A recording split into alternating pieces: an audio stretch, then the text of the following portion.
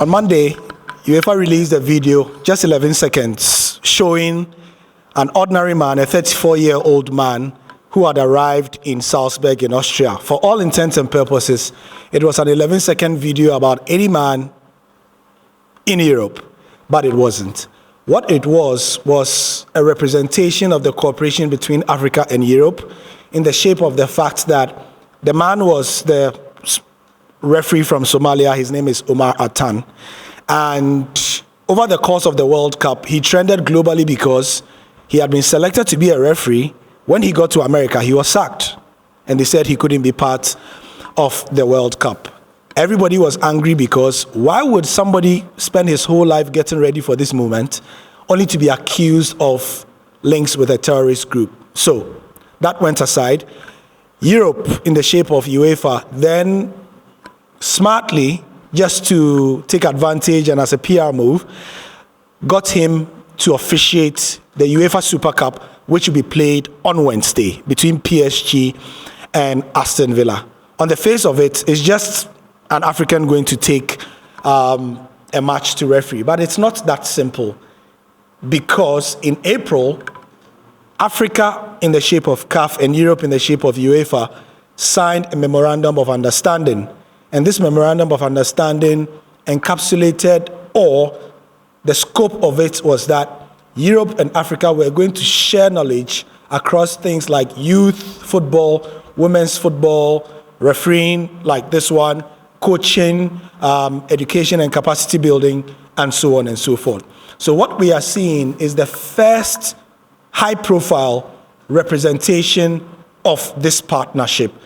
Now, more importantly, you may have heard about all this FIFA stuff and the FIFA president, people wanting to sack him and so on. Africa has not said anything, and Africa is likely to back him. This, what has happened, is the reason why, or is one of the reasons why Africa does not want to speak for either side. Because if they speak against UEFA, they are going to stop these kinds of collaborations where African referees or African administrators or even African journalists like me are going to have high-profile, very, very important assignments or trainings at the highest level, and it's not going to happen because they are going to be seen as enemies of UEFA, and they don't want to do that. On the other hand, they don't want to be seen as enemies of FIFA as well, because immediately they speak against the current FIFA administration, the money, and a lot of it, millions of dollars, is going to stop. Which is why Africa and CAF have decided to be non-aligned. To be non-aligned means that we are going to stay in the middle. We are not going to be for anybody on this side or anybody on this side.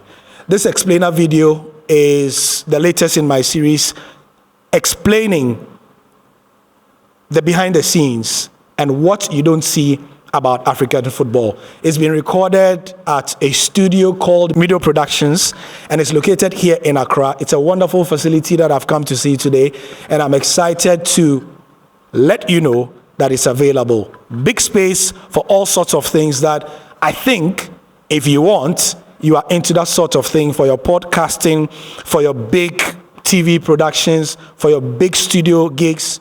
You can have Mido Productions located in Oyibi, Botry as your point of reference. If you need more detail, just hit me up in my inbox. I'm going to leave the details of the contact in my comments below. Mido Productions.